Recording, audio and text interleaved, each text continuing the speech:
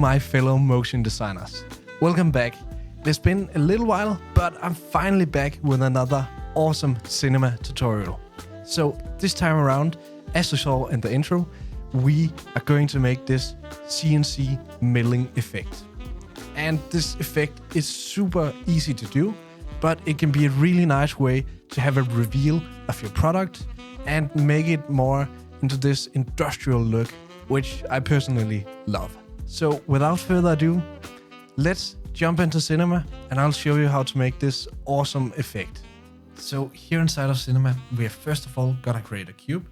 We're gonna set it to 400 centimeters in the X and the C. And now we have this block of aluminum that we're gonna cut out. So now I want you to go to the top view and we're gonna select the spline tool over here. And I'm just gonna create a simple line here. Alrighty. So this line, I'm just gonna select both of my points here. And I'm just gonna scale it down on the C value so we have a totally straight line. Alright. So now we can go and we can take the spline, we can put it into a cloner. And inside of this cloner, we're gonna change it to linear. We don't want 50 centimeters in the Y, but we do want some C direction. And I think I'm gonna set it to 30. That should be good. Then I'm gonna pull it down just so we have a line that's overlapping over here. And then I'm gonna pull the clones up until I have something like this, where it's overlapping on both sides. All right, I think 15 is good. So now we can take the cloner, we can right click and we can say connect objects and delete. All right, awesome. So now we come to the boring part. We need to connect all of these in a kind of spiral or zigzag pattern. So I'm gonna go up to my spline. I'm gonna go down to segments and I'm gonna pull this menu out here because we're gonna use this joint segments a lot and I couldn't find a shortcut for it. So we're just gonna do it like this. So we'll just take 2 points, click joint segment, the other two, and you're just gonna continue like this until you have all of them joined. And then of course on the other side, you're gonna do the opposite. So we get this zigzag pattern. So I'm just gonna come back when I've done all of these. All right, so now we have all of these joined up in a zigzag pattern. Then I wanna go to my spline up here. First of all, I'm gonna rename it to tool path. And then we're gonna set the intermediate point to uniform and we're gonna set to 32. All right, then we're gonna select all of them and I'm gonna right click, hit chamfer, and we will just chamfer it like that. All right, cool. So now I have this machining pattern and that is what we're gonna need. So let's go to the 3D view again. Let's go to the object mode and let's pull this up. So it's just on top of it. And then I'll go and make a cloner. And inside of this cloner, I'm gonna set it to object and I will put my tool path down here. And then we need to make a tool. So I'm simply just gonna make a cylinder and this cylinder, let's just go to the top view again. There you can see if we set it to something like 25, we still have a bit of overlap on each pass here. And I think that's good size for it. So then I'm going to set my rotation segments to 32. That should be good. And I think that's it. So now I'm just gonna call this tool and I'm gonna set it inside of my cloner. So down here in the cloner segments, we're just gonna set it to count. And then I'm just gonna pull up the count until we get a even line that doesn't have that many jagged edges. So something like, yeah, 1200. And now we have this big block. All right. So you might be thinking, oh, you can just use this end thing here to animate it. And you can do that. As you can see, when you pull this, the clones are actually not staying in place. They are moving all over the place. And when we are in the beginning, we have a lot of detail and a really straight line. But as we get to the end, it gets more and more jagged, as you can see, because there are fewer clones in the line. So that is really not something that we want. So I have another way to do it where we don't see this jittering. So we are going to make a plane vector. We're going to turn off the position. We're going to turn on visibility.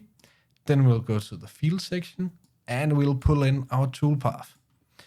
And here in our toolpath, we will set the offset to -50. And at the end of our sequence, we'll set it to +50.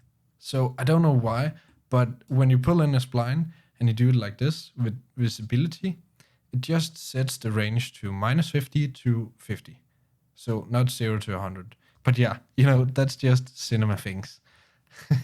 So now we'll go down to our animation down here, and we will just select our plane vector and we'll just press linear. So now we have this linear movement of our clones. And as you can see, our clones are staying in place and they are not moving around and jittering. You can of course just move these around, and you can move them in any direction that you want. So it will actually look like something. So what if we do something like this, where we just pull these in? So yeah, something like that. That could be cool. And I actually think I'm gonna sit it more into the middle. Yeah, so something like this. Then we're gonna have this cutout. So now we actually have all of our tools to make the cutout. So of course we're gonna select our cloner.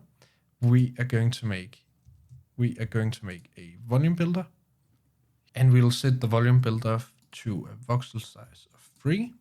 That should be good. All right. Yeah, so now we have some more detail here.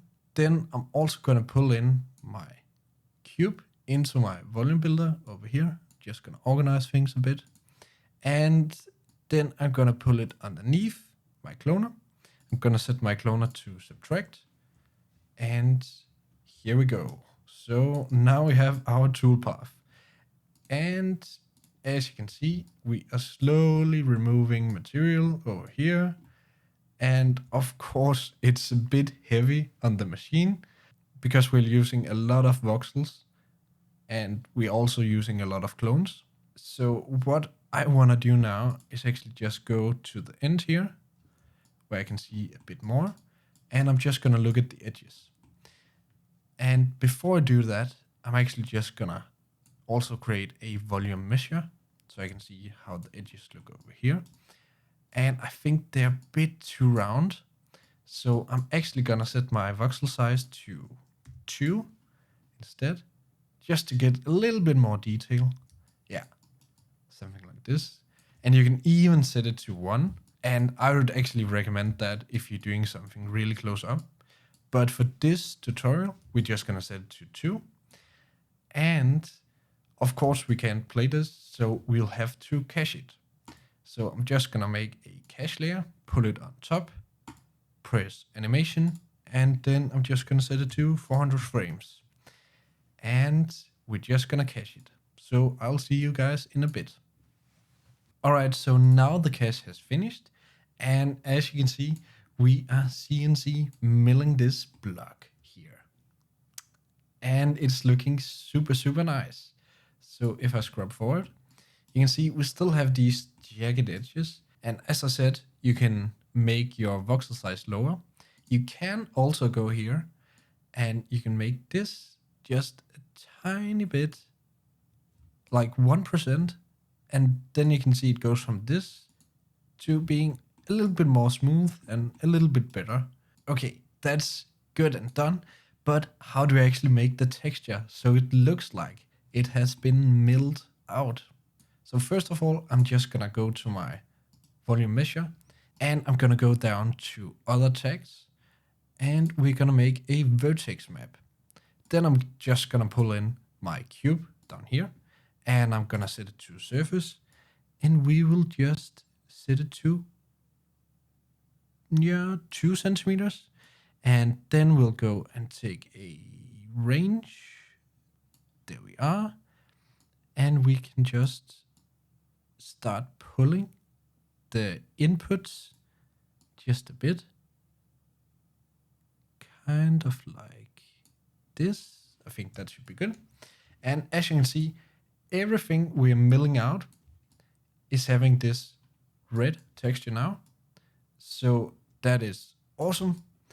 And we're gonna use that to mask out our texture. So let me just switch to my texture setup here.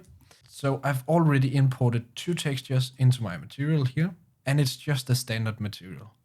So here I'm just gonna make the metalness to 1, and I'm gonna make the base color 2. So then we're gonna go and make a vertex map.